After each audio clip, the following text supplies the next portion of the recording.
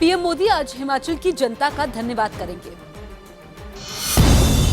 हिमाचल प्रदेश में बीजेपी सरकार का 1 साल पूरा होने के मौके पर पीएम मोदी आज धर्मशाला में जन आभार रैली को संबोधित करेंगे।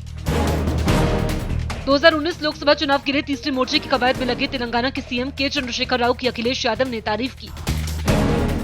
राजस्थान के सीएम अशोक गहलोत ने वित्त मंत्रालय, गृह मंत्रालय समेत 9 विभाग अपने पास रखे, जबकि डिप्टी सीएम सचिन पायलट को 5 विभाग मिले। गुजरात और यूपी के विधायकों ने यूपी विधानसभा में बैठक की। दिल्ली में कर्नाटक के सीएम एचडी कुमारस्वामी ने केंद्रीय मंत्री नितिन गडकरी से मुलाकात की। राजस्थान के बांसवाड़ा में माही नदी में कूदी लड़की का पुलिस ने 40 घंटे बाद शव बरामद किया। अमेरिका में क्रिसमस के जश्न के समय 3 भारतीय भाई बहनों समेत 4 लोगों की आग लगने से मौत हो गई। इस हादसे ने अमेरिका के टेनेसी में हो रहे क्रिसमस सेलिब्रेशन को मातम में तब्दील कर दिया। टेनेसी राज्य के एक घर में क्रिसमस का सेलिब्रेशन चल रहा था कि तभी अचानक घर में आग लग गई और देखते ही देखते आग फैल गई और पार्टी में हिस्सा ले रहे 4 लोगों को अपनी चपेट में ले लिया। आग से झुलसे चारों बच्चे नहीं बचाए जा सके। इनमें 3 तो भारतीय थे और भाई बहन भी थे। तीनों बच्चे तेलंगाना के नलगोंडा जिले के रहने वाले थे। बच्चों पर निगरानी के लिए बनाई गई इस खास यूनिफॉर्म को स्मार्ट यूनिफॉर्म का नाम दिया गया।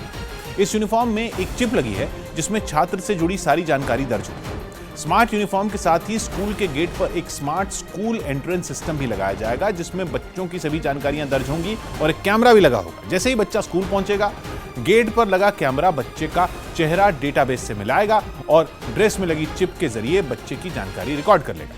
तस्वीर और बाकी डेटा मैच होते ही बच्चे की अटेंडेंस लग जाएगी और मां बाप को भी इसकी सूचना मिल जाएगी।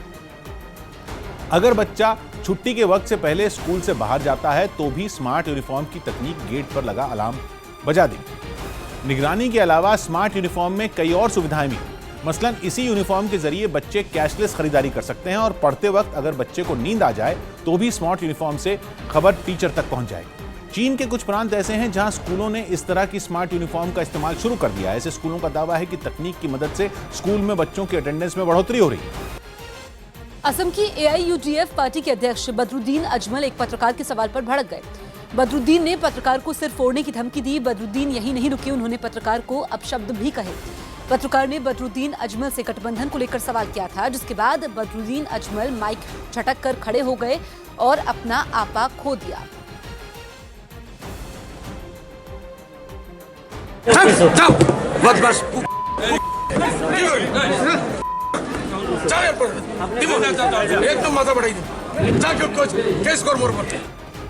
चीन के जिजांग में एक ऑटो एक कार को टक्कर मारने के बाद नीचे पलट गया। जिस वक्त यह हादसा हुआ, ऑटो में ड्राइवर समेत 3 लोग मौजूद थे और जिस गाड़ी से ऑटो की टक्कर हुई वो दूसरी तरफ से आ रही थी। ऑटो भी तेजी से आगे बढ़ रहा था। इस दौरान न तो गाड़ी के ड्राइवर ने ब्रेक लगाया और न ही ऑटो रिक्शा का ड्राइवर रुका, जिसके बाद गाड़ी जैसे ही उसके सामने आई, ऑटो बीचों बीच उसमें घुस गया। टक्कर के बाद ऑटो पलट भी गया। ऑटो का ड्राइवर जख्मी हो चुका था, जबकि पीछे बैठे 2 यात्री भी फंसे हुए थे। हादसे के तुरंत बाद कुछ लोगों ने ऑटो में फंसे लोगों को बाहर निकाल लिया, लेकिन तभी ऑटो में आग लग गई। यानी ऑटो में फंसे लोगों की जान कुछ सेकंड के अंतर से बच गई। काफी देर तक ऑटो आग में जलता रहा, हालांकि बाद में आग पर काबू पा लिया गया।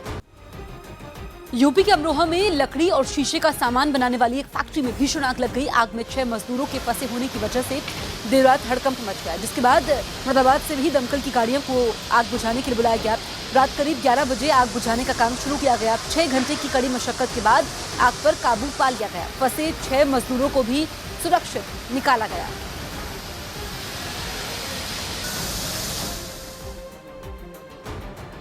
लोकसभा चुनाव से पहले मोदी सरकार एक ऐसी योजना लाने की तैयारी कर रही है जो चुनाव से पहले गेम चेंजर साबित हो सकती है। सरकार की ये योजना किसानों की कर्ज माफी से भी 2 कदम आगे है। सीएनबीसी आवाज की खबर के मुताबिक इस स्कीम को यूबीआई यानी यूनिवर्सल बेसिक इनकम स्कीम माना जा रहा है। इस स्कीम को यूनिवर्सल बेसिक इनकम स्कीम कहा जाता है, जिसके दायरे में देश के सभी नागरिक आएंगे। इनमें किसान, व्यापारी और बेरोजगार युवा भी शामिल होंगे।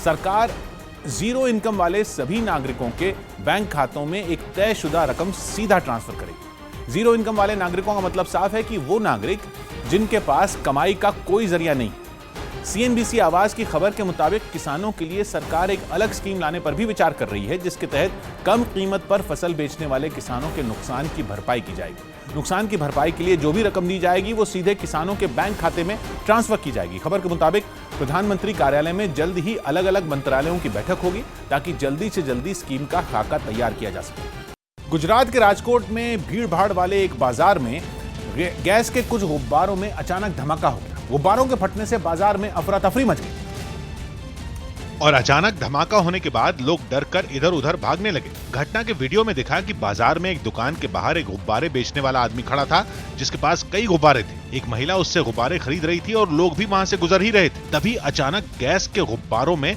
धमाका हो गया। गुब्बारों में अचानक धमाका होने से वहां अफरा तफरी मच गई। इस हादसे में 4 लोग घायल भी हो गए, लेकिन गनीमत यह रही कि किसी की जान नहीं गई।